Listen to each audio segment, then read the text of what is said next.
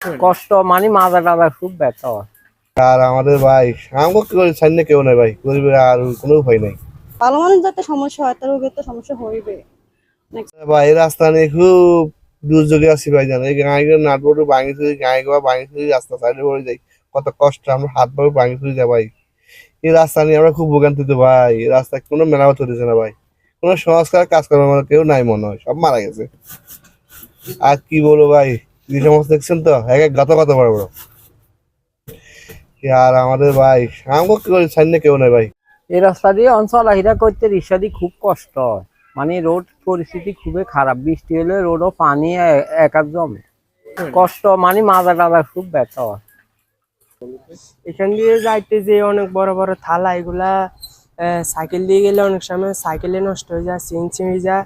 আর বর্ষাকালে তো কোনো কথাই নেই, এক এক পানি হয় কুদরা থালার মধ্যে। এই আর একটা অ্যাম্বুলেন্স আইবে ইমার্জেন্সি, এই ইয়ে তো নাই, ইমার্জেন্সি আইলে তাড়াতাড়ি কি যাইতে পারবো না, যে থালা ইয়ে না। রাস্তাটা উন্নত হোক এটাই তো। যেমন নিয়মিত কষ্ট, নিয়মিত আর এই গাড়ি চালানো আর জানা, সন্ধ্যার আগে গাড়ি বন্ধ হয়ে যায়, যাত্রী গাড়ি পায় না, এদিকে অনেক আর রাস্তার খুব খারাপ অসুবিধা। গাড়িও ডেলি কাজ কাম, ডেলি গ্যারেজও গাড়ির কাজ কাম, ডেলি গাড়ি বন্ধ হয়ে যায়। আর রুগীরাও যাইতে পারে না এই গাড়ি দিয়ে। আর বৃষ্টি বাজার হলে তো গাড়ি চলে যায় না, অনেক গাড়ি উল্টি যায়, অনেক বন্যা হয়ে যায় না, হানি অনেক উল্টি যায়। এখান থেকে রোডঘাট ভাঙা, এমনকি ঠালা উড়া বড় গর্ত গায়ে উল্টি করে দেয়।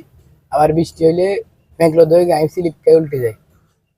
আমরা চাই রোডগুলো যেন একবারে ফ্রেশ থাকে, সবসময় যেন চলাফেরা করতে পারি এরকম জায়গায়। থেকে আপনার মিরগঞ্জ শহরটা আজকে প্রায় 2 বছরের উপরে এখন থালাখন্দ হয়ে আরো খারাপ ছিল। জেলা প্রশাসক থেকে এখানে 19 লাখ টাকা বরাদ্দ দিয়ে কয়টা ইট দিয়ে গেলে রাস্তাটা সংস্কার করা হয়েছে। এখন রাস্তার অবস্থা আরো খারাপ, এবং বাম ট্রাকগুলো এখান দিয়ে চলে আরো রাস্তাটা খুবই খারাপ করতেছে।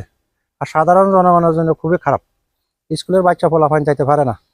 আর দালাল বাজার থেকে মিরগঞ্জ পর্যন্ত 8-10টা প্রতিষ্ঠান আছে, হাই স্কুল, প্রাইমারি স্কুল এবং মাদ্রাসা। এবং সেই ছাত্রছাত্রী যাওয়া আসা যাতায়াত করার জন্য খুবই কঠিন। খারাপ, এটা দিয়ে গাড়ি ঘোড়া মানে বেশি একটা চলে না। তা আমরা ওই যে সর্দার বাড়ির এখান দিয়ে যাই, এখান দিয়ে রাস্তা বেশি একটা ভালো না, আমরা এখান দিয়ে আসা যাওয়া করি না, কমে যাই। মানে প্রচুর ইয়ে হয় আর কি, মাজা ব্যথা পাওয়া যায় এদিকে দিয়ে। অটো তো এমনি যায় না, চেঞ্জ এমনি 40 টাকা বাড়ায় না, দালাল বা 30 টাকা নেই, এরকম না। এটা তো রোগীগত মানে আপনার সমস্যা তো হয়, ভালো মানুষ যাতে সমস্যা হয় তার রোগের তো সমস্যা হইবে। নেক্সট হোক হোক এটাই চাই। ইলেকশন পারপোজে এটা আপনারা এটা